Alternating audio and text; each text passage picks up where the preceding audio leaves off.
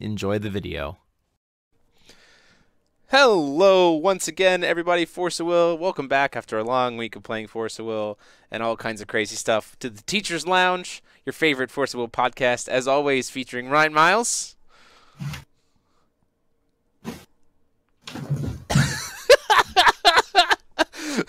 Where'd he go? Brandan Bremont. Hey. and Frank Klosser. Hello. We did it.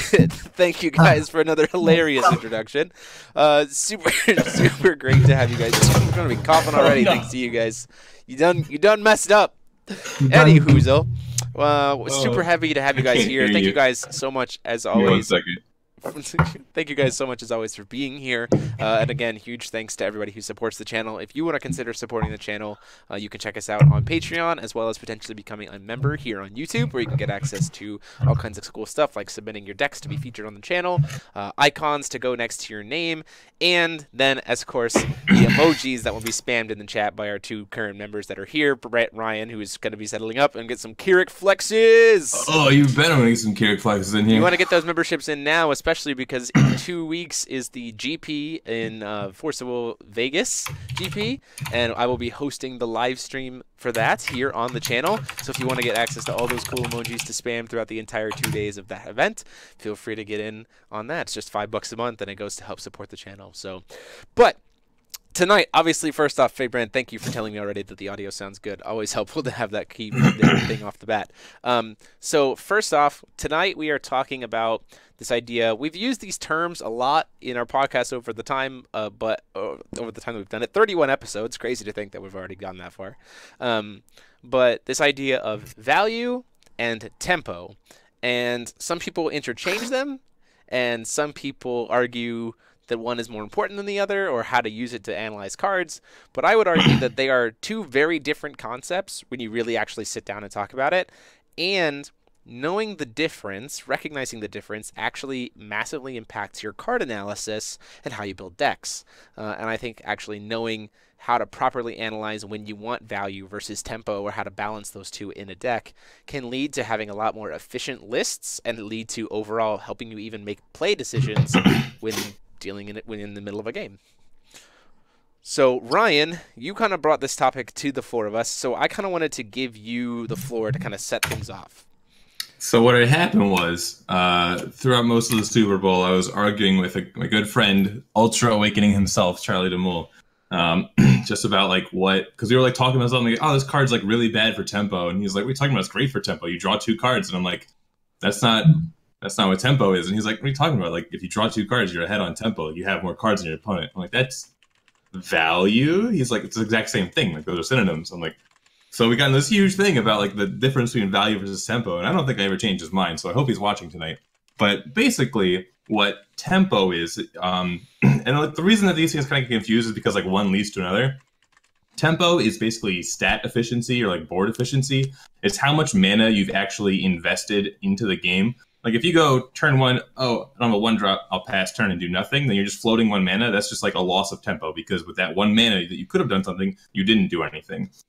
This is like a really big concept, especially in like Hearthstone, where like you're always trying to be mana efficient, where you'll like not even use cards at the optimum level just because you need stats on board. But because damage doesn't stick in Force of Will, it's a little bit less important, but still is important because we do have aggressive decks. So a really tempo-efficient play, for example, is Ground and Air Supremacy, because you're really just getting the efficiency of a 2-mana card for 1 mana. You are going up in tempo. Anytime that you use a removal spell on something that costs more mana, or a counter spell on something that costs more mana than the card that you use to kill it or counter it, you are going up in tempo. It's just a matter of how efficiently you are using your mana at all times. And then card advantage or value is the other side of the coin. It's literally just, do you have more cards than your opponent? So your Severing Winds was always going to 1-for-1 your opponent. You were never going to kill 2 cards with 1 Severing Winds, but it was tempo efficient because you would always kill something for 0 mana when they would have spent mana on it. A card like Odin's Judgment may not always be tempo oriented, but it usually will be, because you're killing a certain amount of mana worth of things, but you're killing more than 1 card for the cost of 1 card. Or, for example, any card that says draw 2 cards. Those cards are more value oriented. And you need a mix of the two to really like play out any game of Forcible. And I think these are like super, super important concepts to understand, especially right now, because the format is very, very mid-rangey.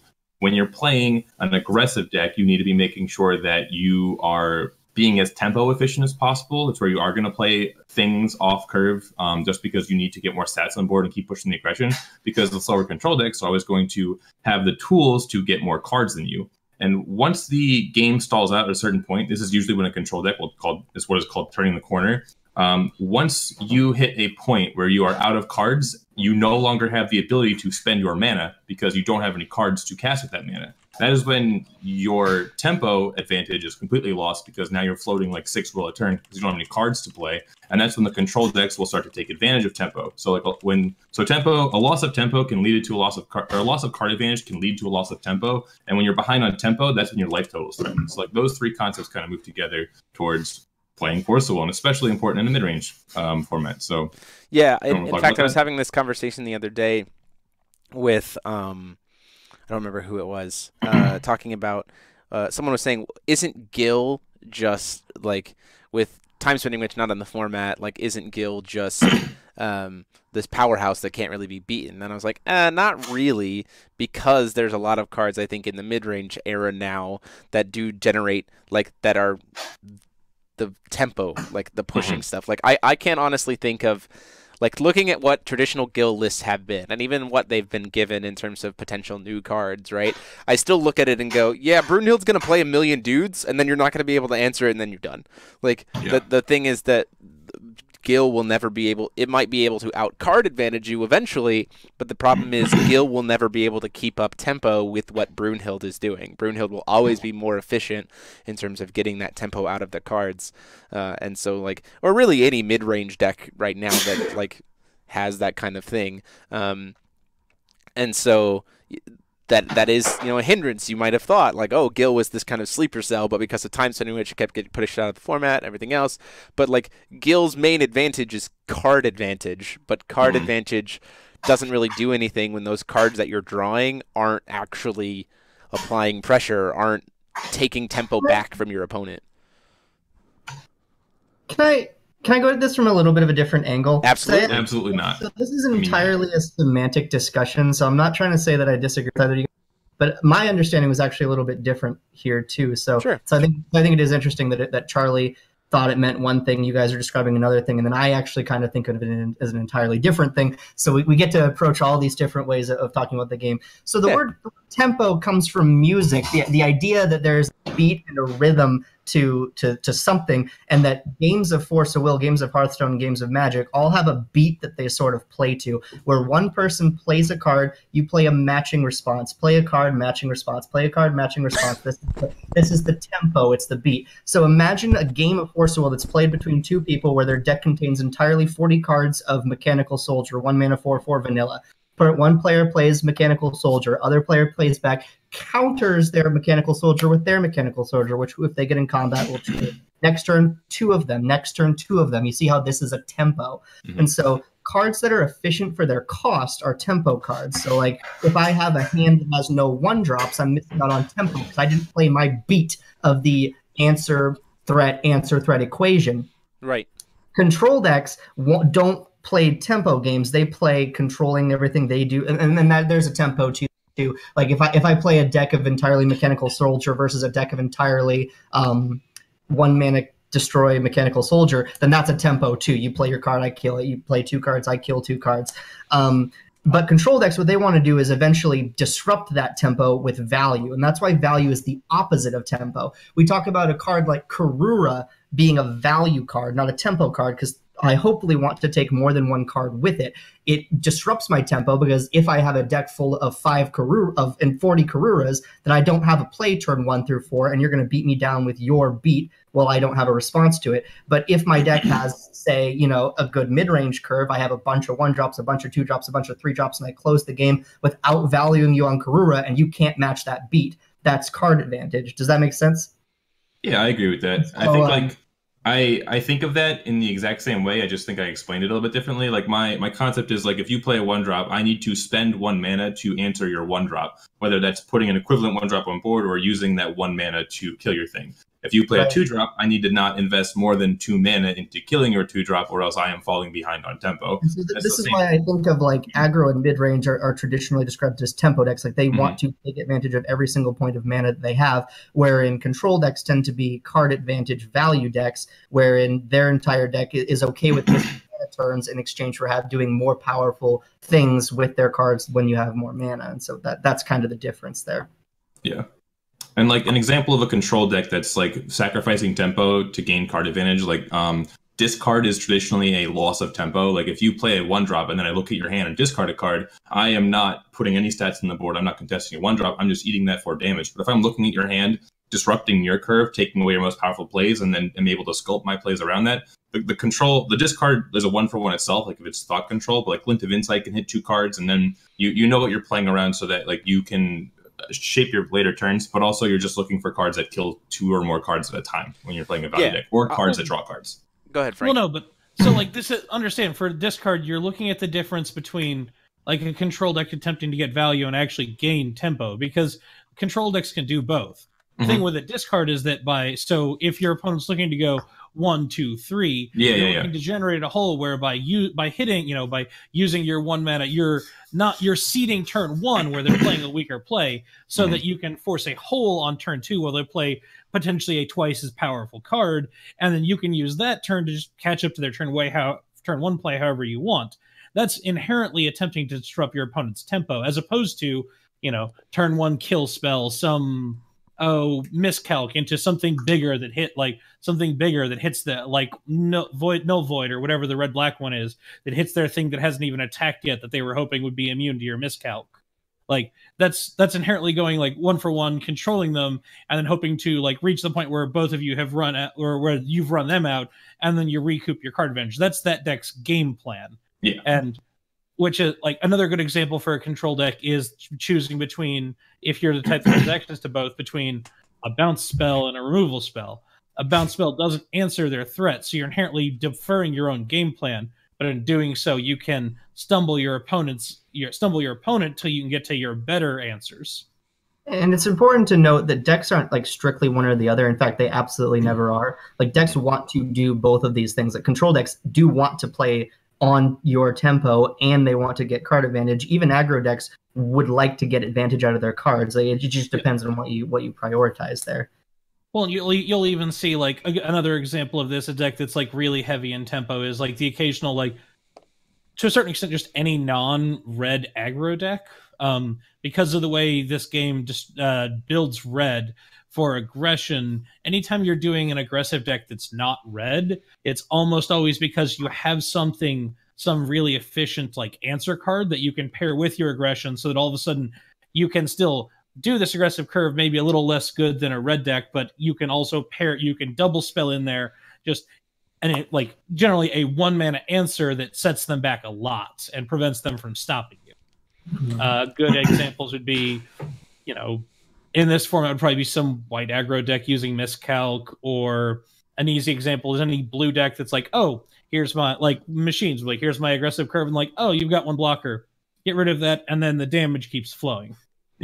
Yeah, I would argue that, in the sense, the way that I've always kind of thought of tempo and the way we're kind of describing it, I think is accurate to what I'm thinking of, but it also, in terms of thinking specific cards, a card that in my mind just screams like tempo card, and I think this is probably coming from my background in Kaijudo, in terms of what it was, is Aqua Rifle Mermaid. Like in my mind, that's a card that's like, that is hands down a tempo card, because what it's doing is it's saying, I'm playing a 3-drop, I'm putting a body on board, and while also doing that, I'm forcing you to put a card back in your hand or back on top of your deck, or it's rested or back in your hand. So I'm forcing you to put a card back in your hand. So what I'm doing is I'm stealing tempo from you, in the sense that now I'm controlling the pacing. Essentially, I've shifted it to be like, so in my mind, a tempo card is something that can shift pacing. So where in Brandon's scenario, we both have a deck of 40 mechanical soldiers, right? The first turn player is actively the one who's kind of setting tempo by going, I play a play, you respond. I play a play, you respond. Something like, so imagine we have that same deck but I have a card that says when this card comes into a mechanical soldier, same stat line, but when I play it, it says put a mechanical soldier your opponent controls back in their hand. Like, that to me is then saying, okay, now I am in control of the beat, and you have to then be the responder.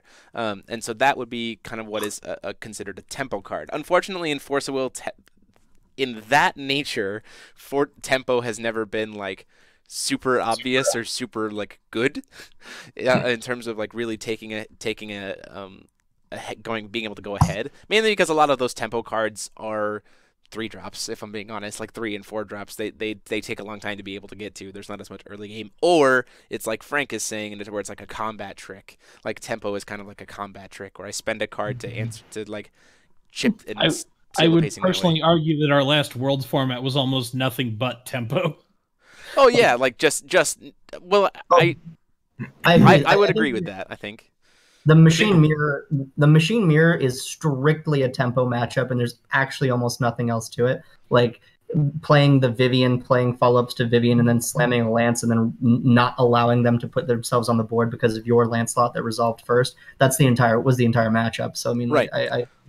I feel like in general, the Definity mechanic forced the format a bit more towards tempo, and it's a lot more important now than it has been. Yeah, because you just start with 5 more cards, so like you have to be more efficient with your mana because everyone's going to have 10 cards starting the game, so it's harder to actually play a longer grindy value game. And I actually think that's cool. I think that discussions between tempo and card advantage are skill testing, and I think that's why people find mid-range formats to be the most skill-intensive way to play the game. And I think that you would consider this format, this New Frontiers format we're in right now, to be one of the most skill-intensive because you make a lot of these decisions, especially in the White Brunhild mirror. The White Brunhild mirror, you have so many decisions between whether or not you're going to put threats on board or whether you're going to develop advantage for later in terms of Messenger of the Sun. Like, if I could, like, am I developing messengers or am I playing Orphica Heirs, which is, I guess, also value, but puts more tempo on it. And it's a fascinating delineation that I think is that people should enjoy a lot if they like skill-intensive gameplay. So someone is asking, so is swiftness speeding up tempo or disrupting your opponent's tempo? These things aren't mutually exclusive. As a matter of fact, it's a zero-sum game, so one really does create the other. Swiftness resonators in general tend to be very tempo because they tend to be smaller for their stat line, so like you get damage, and damage, by the way, doesn't affect the board, so it's not really good for long-term card advantage. And so burn spells in general, by the way, are very value negative, and swiftness resonators tend to just play like spells with bodies, so it's a tempo play and then strictly a value negative play, which is fine. Yeah. So life total is like such an interesting resource when you get in this mechanic because life total absolutely does not matter until it hits 0. Like, it is just such an expendable resource, like up until the point where it's not. So it's really interesting, like using that as using that properly in conjunction with tempo to say, okay, I can fall this far behind, and by like the metric by which we measure this far behind is basically how much damage you're taking to do it. And then as long as you are able to turn that corner and then catch up on tempo by wiping their board and destroying all that mana they have invested onto the board, and also catching up in value because you're killing like 4, or like getting ahead on value because you're killing 4 cards with like 1 card. That's kind of how you do it. I think like Final Battle was a very interesting thing to talk about in the context of tempo and card advantage and life total, because just a little great for catching up on both tempo and card advantage. But if you fell too far behind to begin with, this was like something that you learned very quickly if you ever played the Scheherazade mirror, because as soon as your opponent got ahead on tempo and then hit you for 10, suddenly Final Battle was such a hard card to cast for the rest of the game. Yeah, for sure, absolutely. And I think, you know, in kind of taking it one step further, so I think we've kind of done a pretty good job of explaining the differences, you know, and kind of how to look at things and how to view value versus tempo and where they fall in different decks. Applying that, knowing the difference, being able to value the difference, or being able to understand the difference and really see it, changes how you look at cards, I think. And I think it's very important to have that skill, because I think it helps you understand better, what am I trying to say here? Better evaluate cards and their playability, or how they fit into your deck, and also help you better balance your deck. Because a deck cannot be 100% card advantage generation. because then all it's doing is just, sure, you have a bajillion cards, but nothing to do with it. I think of the idea of really the Turbo Fog deck from way long ago with Tree, right? Like that deck drew bajillion cards. I can't think of a single time when I played that game where I didn't end up having 7 or 8 cards at the end of a turn, and like I was always 3 or 4 stones ahead of my opponent. 98% of that deck was just card advantage and stuff like that, and it had a very small window of ways to actually steal tempo back or apply significant pressure to your opponent, which made that deck's matchups very polarizing.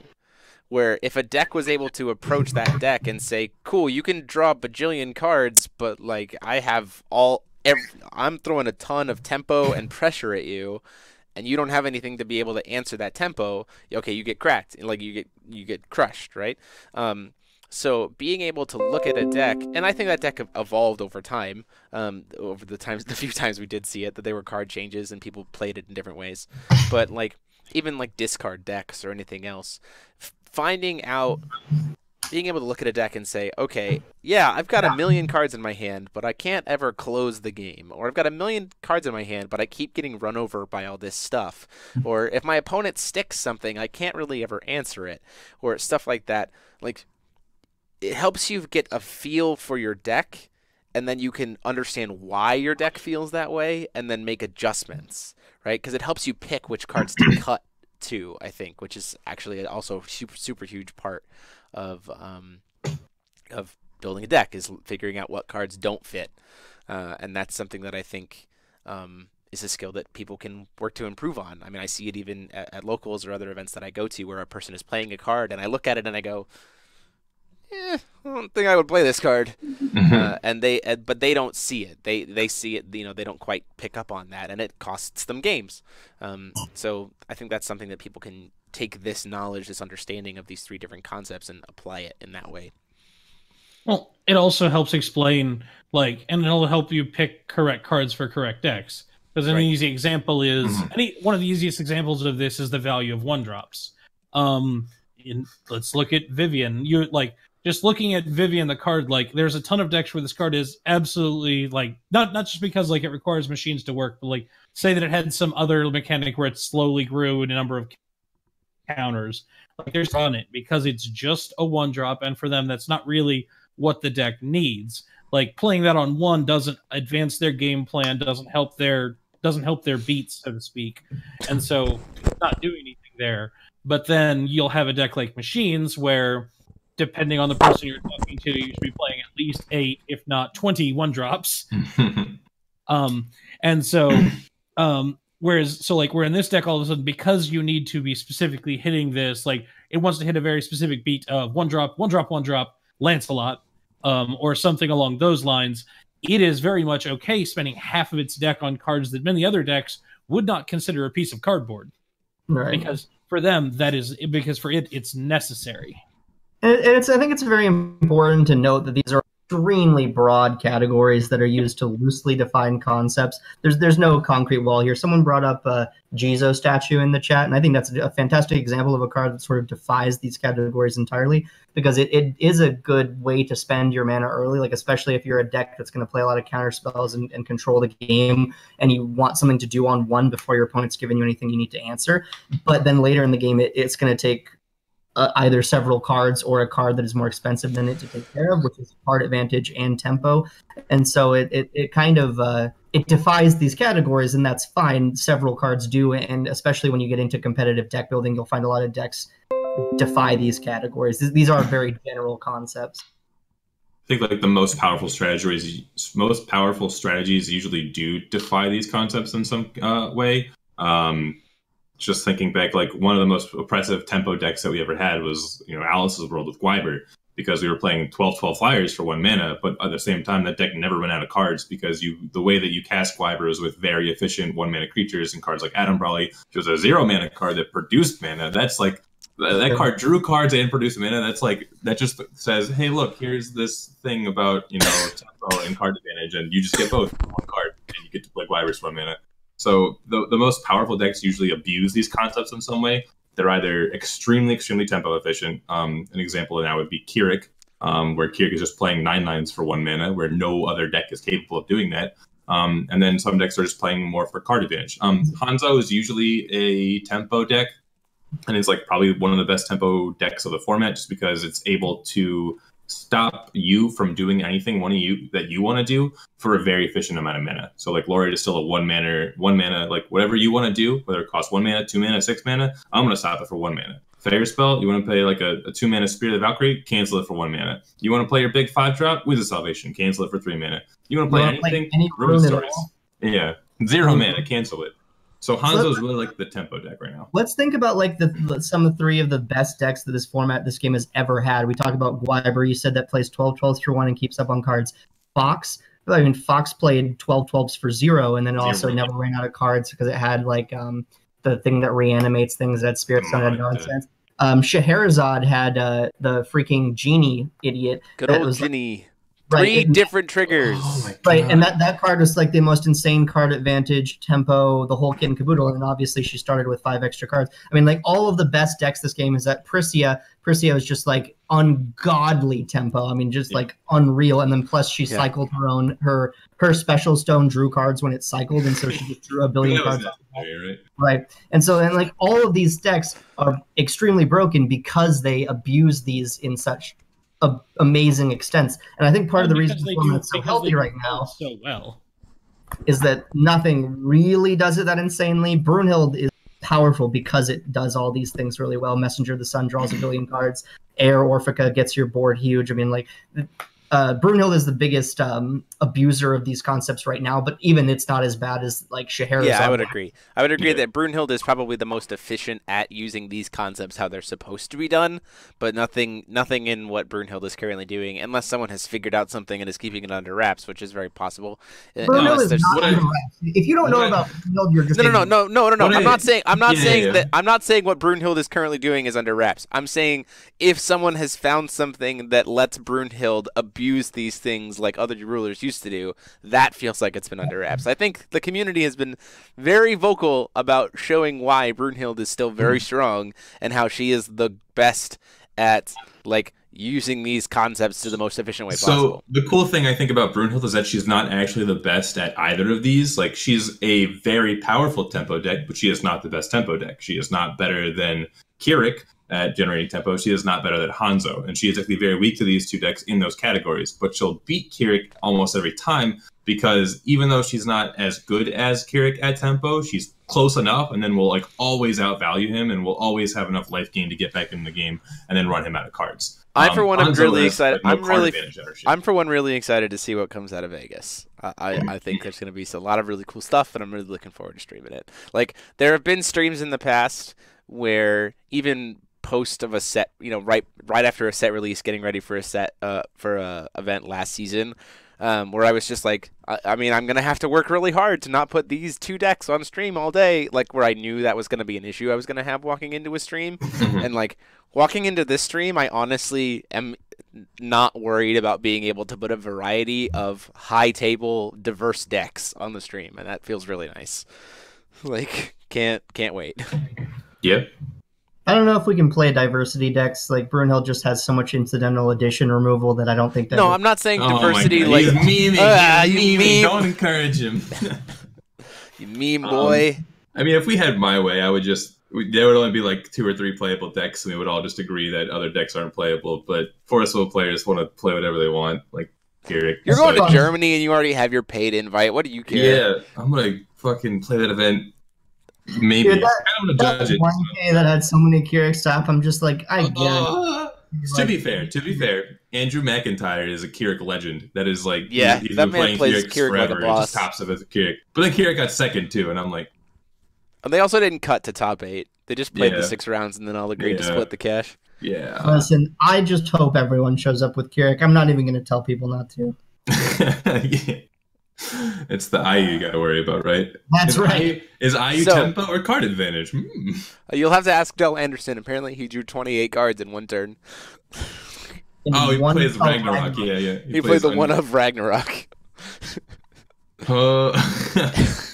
So man. we have come. So Jeremy, tell us what it feels like to have someone resolve a Ragnarok. Oh, wait, all three of you. Oh tell me what it feels like to have We've someone all resolve a we have all Ragnarok. played epic. So we have all played epic stories against Frank, and we have all had a Ragnarok resolve on us playing against Frank with Ragnarok, and he's just like, I can draw every card in my deck. Blah, blah, blah, blah, blah, blah, blah. And we're like, okay, well, can't really stop It's it. always a Frank. good feeling when you stop drawing big cards because this feels like enough.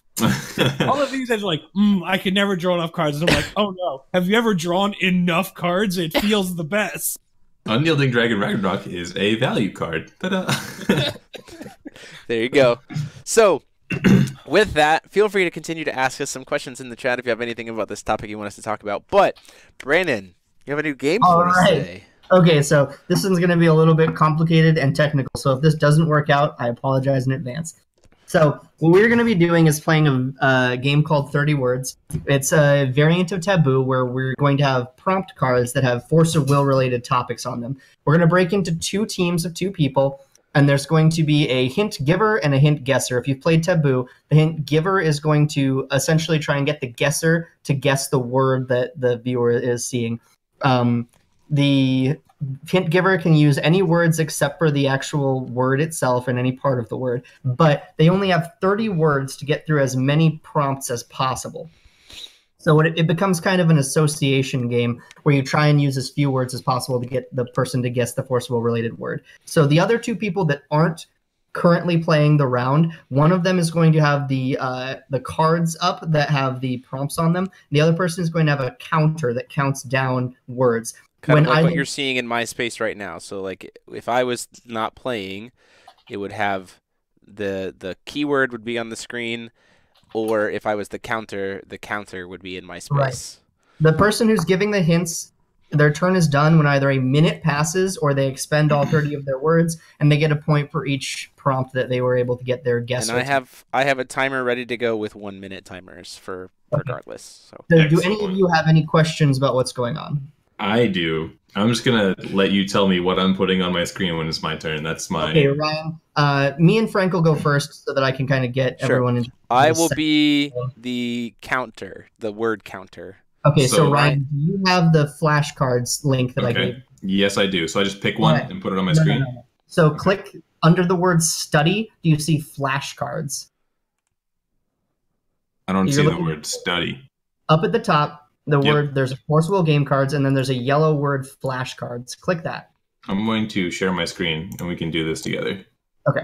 I see study. I see flashcards. I am on flashcards. All right, click options. Options is under the word shuffle. I have clicked options.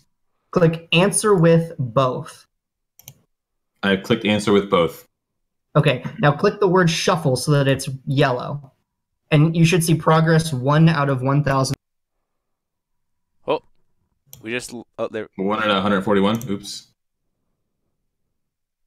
Like right here? Yep, okay, so right now I'm looking at the word Keys' call. So I might say to Frank something like, so Jeremy should have his counter up here. They can see my counter.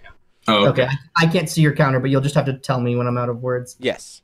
So I could say something like cancel automatic ability. Jeremy would go click, click, click, and we would go up to 3 words total. You could actually count down if you want, Jeremy. That might be a little easier if you go up to 30 and count down. And so that expends 3 of my words. Frank would try and figure it out. He might guess Keys' call. If he does, Ryan will click the right arrow. So Frank can't look at the screen while we're playing this. That's correct. So Frank either blindfolds himself or turns around or something. And then, perfect. Okay. And so and here we are. So I think at that point we have everything set up. So shuffle it one more time. So Frank, close your eyes. Oh, wait, hold on. Am I on Ryan's team? I thought you had dibs, Jeremy. No, it's me and you, Frank. We're showing the audience what the words are and stuff. So Frank, look away. Shuffle it up, Ryan. It has been shuffled. All right. Shuffle it one more time. Oh, shuffle it one more time. Okay. So give me the countdown. 1 minute on the clock, starting in 3, 2, 1, go. Unblockable air. Wait. Keyword. Flying? Ding. Next word. Refrain. Reflect? Ding. Yep. Next word. Mermaid. Shayla? Ding. Dark elf. Freyla. Mm-hmm. Ding. Hanzo Master. Ceiling scroll. Next. Is that to me? No, No. to Frank. Okay. Oh wait, cancel. Rune. Recent. Oh wait, table flip. Ding. Singleton. Were-Rabbit. Wait, Adam Seacart. Singleton. Oh wait, Ayu. Ding. Um. And time. Okay. So Alright. that first round for Frank and Brandon is Yeah, I should have been a little bit more liberal with words. I typically try and get to at least. I only that used was half. 6 points to Is start. it 30 per word or 30 total? 30 total. 30 total. If I had 30 per word, I wouldn't be trying to do these. Yeah, one. that's why I was like, oh, I was okay. trying to go Okay. a little more rapid fire, but my bad. Okay, so now let's. Now Frank will do the counter, and I'll do the cards. I understand. So And I will so I will give hints, Ryan. Okay. Oh, are so you I going to do the will- cards, Dan? Frank? Oh, I. thought So you said I need to was look doing away the from the cards. screen. That's fine. That's fine. That's Yeah, fine. yeah. I'm just minimizing the Discord. Actually, so I maybe better can't this see way because anything. then Jeremy can focus on. That's fine. Jeremy can then focus on giving cool facial expressions since he's in the hot seat. Yeah. Man, All right, man. so I'm Okay, guessing Ryan. So look away, Ryan. Oh. Look away. Okay. I have Discord down. It's, Okay, perfect. So as long as you can't see, Yep. Frank. Well, then Okay. Shuffling up. Hold on just 1 second here. Yep. This is weird. I'm just like looking at my desktop, ready to go. Everybody ready? I'm ready. Hold on. Yeah, now I'm ready. Okay. Timer is starting in 3, 2, 1, go. Recently banned Windstone. Spirit Go Stone. way back. Ding. Yep. Mhm. Kills J-Rulers. Black Moonbeam. Ding. Opposite of light. Dark. Ding. Mermaid. Shayla. Ding. Bunny Boy. Adam Seacart. Ding. Vampire Boy. Mikage. Dracula. Alice Cluster. Rezard. Ding. Kaguya Cancel Spell. Seal of Wind and Light. Ding. Not Ninja. Bushido. God. Ding. Bushido. Yes. Refrain. Reflect. Ding. Mike Rance. Deepwood. Ding. 10 points right at the end. Yes. All Ryan, right. my boy. All You guys right. had 6 words left. Very good. Oh my Jeez. god. Yeah. Not Ninja. I was like, that's just Bushido. That was- 10 points. I'll take it. Good job. Bushido was unbelievable. I was like, there's no way he's Oh yeah. Cause like there's only like the one Bushido, like there's a stone for it, and there's like the Bushido strike. That was such a big thing, and when I was like, which one's fucking ninjas and which ones are Bushidos, and oh, that was good. Whew. That was All right. exciting. I wouldn't have guessed Okay. if you said anything else. I have the counter back up. Ryan, you will have to put the words back up. Yep. Let me. And now, Brandon, you are the guesser. Yep. Okay, so I'll turn away here. Okay. I'll do this. There we go. Boom. Okay, Blind. shuffle it up. Okay, All right. There's your first word, Frank. right, Frank, you ready? 3, 2, 1, go. Heterochromia flicker.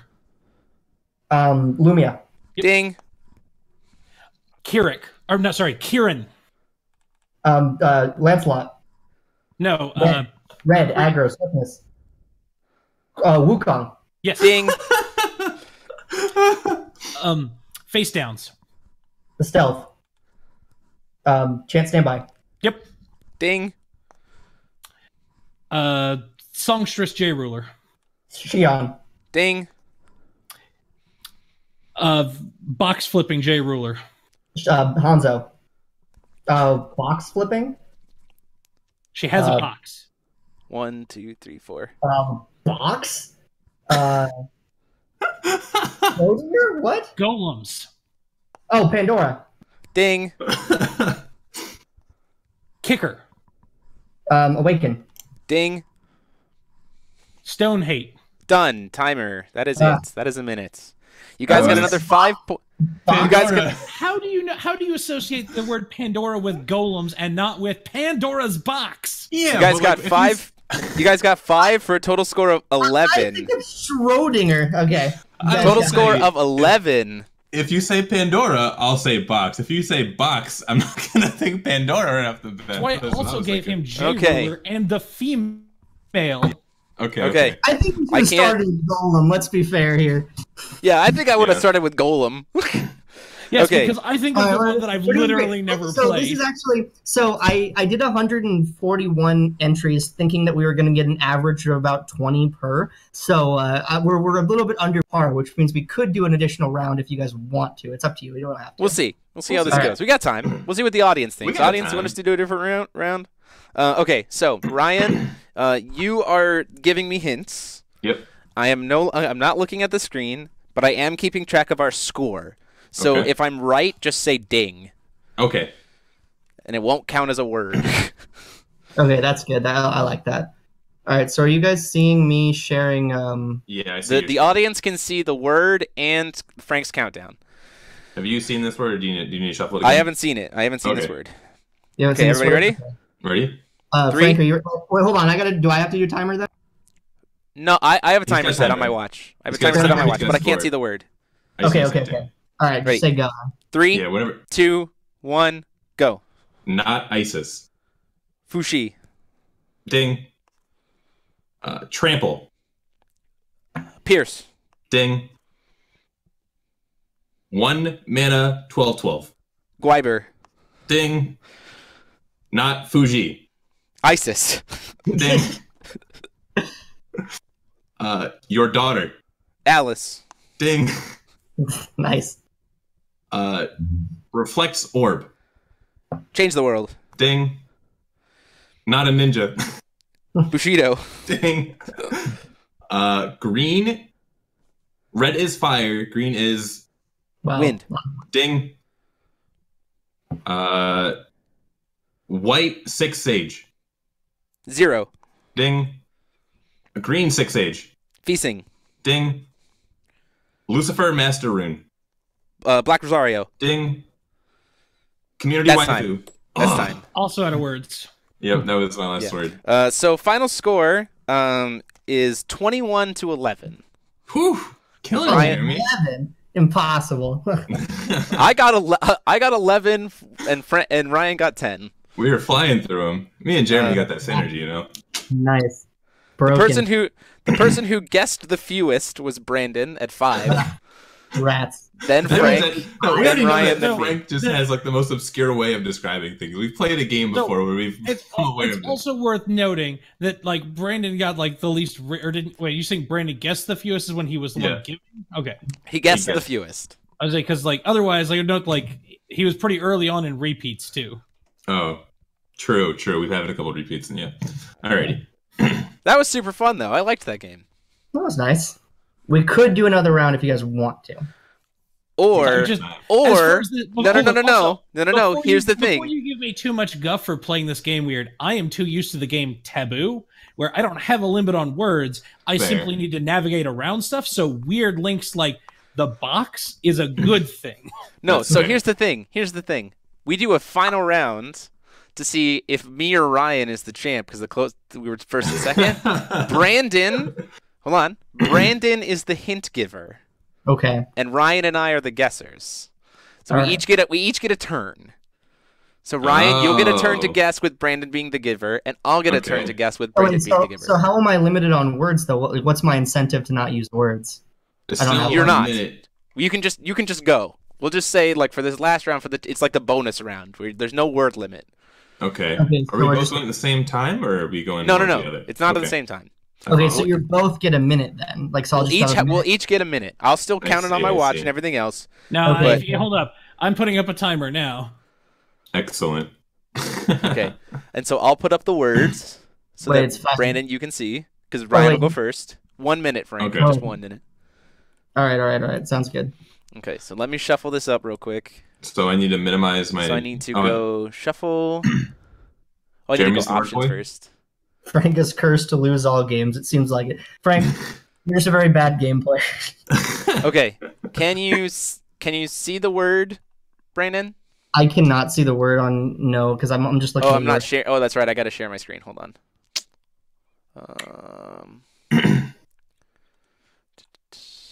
Figure that out. And nope, that's not it. I believe in How you. do I share my screen on Discord? Oh, Charlie showed up. He said, Ryan made the topic tonight for me. Yeah, we got like 40 minutes of discussion on how Charlie DeMille and all Yu-Gi-Oh players are idiots. Don't know what tempo is. How do I make it share my screen? What's going on here? It's loading. Like right at the bottom of the Discord, like to the four of us, there's a leave call button, and then 2 to the left of that, it says turn on screen share. Oh, well, I don't have that button, weirdly enough. Awkward. Huh. So, Frank, why don't you put up the words? Because it works for you. Sounds good. Yeah, we don't need the timer to count down on screen strictly. Whoa! It increases the the showmanship. My camera is going to stop working. So yeah, Actually, I don't need to be on screen, so I'll just do the timer. that works. Sure. I need to be on the screen because everyone needs to see the frustration in my eyes as I'm trying to guess these words. There you go. That's the best part. So I get it. I guess I get this nice little black box because my camera with XSplit doesn't like to be in 2 places at once. So I'm gonna screen here. Okay, so Ryan, you are the first guesser. I am. You cannot see the screen. I have minimized Discord. We have a time. Now I can't see you though, Jeremy. That's okay, but that doesn't matter. You just need to be able to see the words and Ryan to guess. All right. We're not going to bother with it. Okay, Ryan, There. your time ready. begins in... Hold on. Wait, hold on. I need to make this bigger so I can see the word on Frank's screen. Wait, is Jeremy? Got it. Okay. All ready to go. All right. Okay. I'm keeping track of your score, Ryan. Okay. So I'll just say ding when you got it. Ready? 3, All right. 2, 1, go. Special stone can be any color. Rulers of Moria. No. Magic Stone of Moonshade. Choose a color. Little Red the Pure Stone. Yeah. Ding. Bane of Judges. Discard card when drawn. What? Skip this. Fallen Angel board wipe. Belial. Ding. Yep. Bunny Boy. Adam Seacart. Yep. Ding. White 1-drop 12/12. Guiber. Ding. City of Verdant Green. Ataractia. Ding. Angel 7 King. Arla. Ding. Panda. Brunhild. Panda. Tigris. Ding. 0 mana artifacts. Regalia. Ding. Fire 6 Sage. All right, that's it. Ding. Okay. Okay, Ryan, you have Milk. 8. Malchus? No. Milas. Brandon with the black spot deep cuts. I was gonna say What you was had that? Black Order. Why is Black Order even on here, Mike Rand? What card? Black Order. Order. It's an from- original Valhalla card whose only role at this point is to be a meme about judges hating the card. It's a chance standby that says when your opponent draws a card, activate, they discard that card, which is ridiculous because it doesn't really work. It's been errata to not be that anymore, but it looks ridiculous when you read it. Okay, God. so you I know it can't existed. see me because Cannot. XSplit is being dumb, which is fine. You'll just have to deal with my floating logo here. But Alright. I am not looking at the screen. I'll let Brandon again time the clock. Okay. Brandon, if I get it right, just say ding, and I'll mark it down as a point. Okay, so- I can't see the words. We'll get ready to shuffle it up however you want to go, and then just let me know when we're going to count down to start. All right, I have the timer here, so I can just get started on it. We're gonna go in 3, 2, 1, start. Red. Fire. Yep. Ding. Storyteller. Grim. No. Other dark. Powerful. Broken. Oh, jeez. Dolls. Captain Dolls. Hook. Oh, Doll. Oh, Scheherazade. Ding. A regalia that produces moon. Apollo. Ding. Ding. Scheherazade stone. Speaker Stone. Oh, You ding. said I stone. said the I was word. supposed to say stone. My bad. Ding. Next. The white 6 Sage, not 0. Almerius. Ding. Evil, your daughter. Dark Alice. Ding. Not Lucifer. Lich. Ding. White 6 Sage. 0. Ding. The Ancient Magic. The Ancient Magic. Skip. Green. Double green. Oh, skip. It's time. Tie game. Tie game. So do we get Speaking Stone? How do we? No. Yeah, that was my bad. I You said can't. Stone. Yeah. It's Stone. We skipped It's that my. one. The problem is it's my fault because I mean I'm not incentivized because we're not on a team strictly, you know. Alright, like, alright. Yeah, but it's not like we all know. I said it before. I get. Jeremy. Yeah. It's not really Some Jeremy's secret fault. Brandon I'm County Rocks sabotaging. Jeremy's face podcast. Yeah, Jeremy sabotaged. Brandon sabotaged Jeremy. There you go. I think you count that one. Okay, that's fair. So with that, Ryan, it is a tie at 8-8. I think we just have to accept our tie until next I will week. accept. I will accept the grand tie. A wonderful game, though. Absolutely. Yeah, A wonderful game. Indeed. So wait. games with Was that? any Wait, of hold on. y'all. So you gave me Ancient Magic, double green. Yeah. I said the Ancient Magic. Zeke's the Ancient Magic. The I Ancient think Magic. there's a lot of double ancient green. magic, though. I was intrigued by the way you were going with that. So okay. I'm Yeah, saying like, Zeke's- it's called Zeke's. Zeke's the Ancient Magic. What would you say? But What then would you couldn't say? say Ancient Magic. Then you couldn't say the Ancient Magic. No, 'cause it's- Zeke's was the only word on the. Oh, the okay, word. got it. Okay, got it. Yeah. Yeah. Okay. Fair enough. I would just say like double green, wander, cancel, 4 effects, Red Riding Hood, shuffle, target, cancel. Well, Lachlan Just say. in the chat has deemed that I wrecked you, so I'll just take my win. And I guess, dude, Lachlan's word is law. Let's do that. Okay, so you can't see me again, but thank you guys so much for joining us. The reason why you can't see me is because XSplit and Discord don't like to talk nice to each other with my webcam. But thank you guys so much for joining us tonight.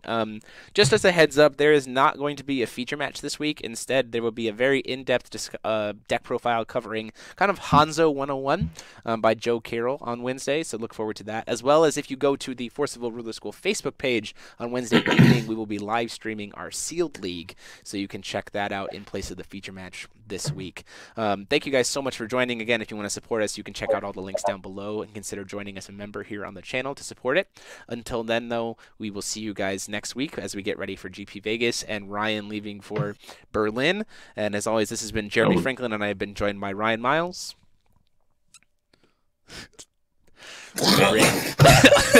He almost got there. Brandan Bremont. And Frank Klosser. We will see you all next week. Have a wonderful week, everyone.